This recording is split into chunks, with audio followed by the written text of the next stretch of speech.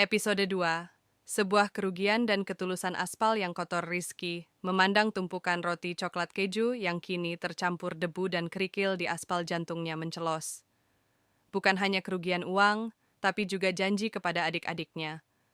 Roti-roti itu tak bisa dijual lagi. Ia segera memungut roti-roti yang masih utuh di jalanan, tapi air matanya tak tertahan. Ia menyeka cepat dengan punggung tangan, berusaha terlihat kuat di depan orang-orang yang mulai menatap.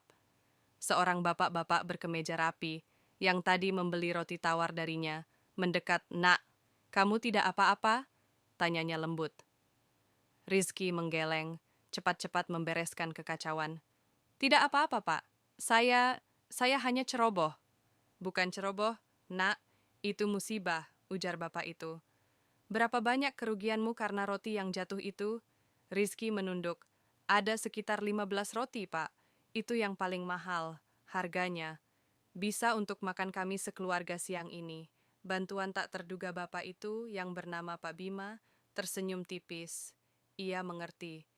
Dia tahu betul bagaimana kerasnya hidup seorang pekerja. "Begini, Nak," kata Pak Bima, mengambil dompetnya. "Saya tidak mau memberimu uang kasihan, tapi saya mau mendukung semangatmu. Saya beli semua sisa roti tawar dan roti manis yang ada di keranjangmu sekarang." Mata Rizky terbelalak. "Semua, Pak. Tapi masih ada lebih dari 100 biji, Pak." "Iya, semua. Saya sedang ada acara kantor sore ini, dan roti-rotimu pasti cocok untuk kudapan." "Berapa totalnya?" tanya Pak Bima. Rizky dengan cepat menghitung. Ia menghitung harga totalnya. Lalu dengan jujur ia mengurangi harga roti yang jatuh karena merasa sudah dibantu. "Totalnya 102.000 rupiah, Pak," ucap Rizky, sedikit gemetar. Pak Bima menghitung uang tunai. Ia memberikan Rizky 150.000 rupiah. "Ini, ambil. Sisa uangnya anggap saja ganti rugi roti yang jatuh dan untuk semangatmu." "Tapi ingat, Rizky," Pak Bima memegang bahu Rizky. "Kejujuranmu tadi jauh lebih berharga daripada uang. Jangan pernah hilang semangat, ya." Rizky menatap uang yang dipegangnya jauh melebihi target hariannya, dan ia tidak perlu lagi berjualan hingga sore. "Terima kasih, Pak Bima. Saya janji saya akan terus jujur dan bekerja keras," kata Rizky. Kali ini air matanya adalah air mata syukur. Rumah hangat di siang hari. Rizky mengayuh sepedanya dengan ringan, hatinya dipenuhi rasa lega. Uang yang didapatkannya lebih dari cukup untuk hari ini, dan masih ada sisa untuk membeli beras dan lauk pauk saat tiba di rumah. Jam menunjukkan pukul 11 siang. Adik-adiknya langsung menyambutnya. Sinta sedang menyuapi Alia, sementara Fajar fokus mewarnai. "Abang pulang cepat," seru Fajar riang.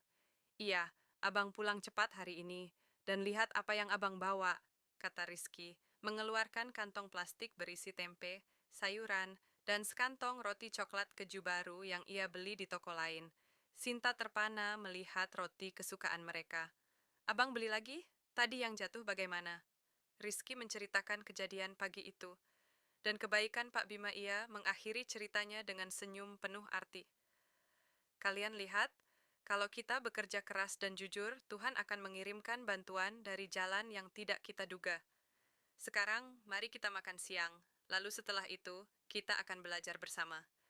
Setelah makan siang, Rizky memandikan Alia, membersihkan bilik mereka, lalu mengeluarkan buku-buku sekolah Sinta.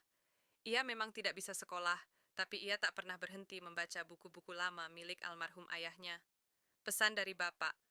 Pendidikan itu seperti lentera, biarpun kita di tempat gelap, kalau ada lentera, kita akan selalu bisa menemukan jalan. Rizky tersenyum melihat Sinta dan Fajar membaca buku janji itu. Janji untuk membuat adik-adiknya sukses terasa semakin nyata. Namun, kebahagiaan itu tidak berlangsung lama. Sebuah suara mengetuk pintu, dan suara itu milik Tante Mirna, pemilik kontrakan yang terkenal galak dan tidak sabaran. Apakah yang akan dilakukan Tante Mirna? Bersambung ke episode 3.